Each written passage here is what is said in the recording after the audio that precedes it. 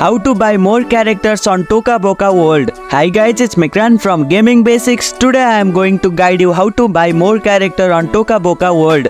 Buying more character on Toca Boca World is quite easy, so without any delay, let's start the video. Open Toca Boca World, launch the game on your mobile device. Go to the shopping, tap on the shopping cart icon usually located on the top corner of the screen. This will take you to the in-game shop where you can purchase additional content. Find character packs, browse through the shop to find character packs. These packs typically include a set of new characters with a unique design, outfit and features. Select the character pack, tap on the character pack you want to buy. You can view the detail and see what characters are included in the pack. Purchase the pack. The pack requires real money. Follow the prompts to complete the transaction through the App Store or Google Play. Confirm your payment method to finalize the purchase.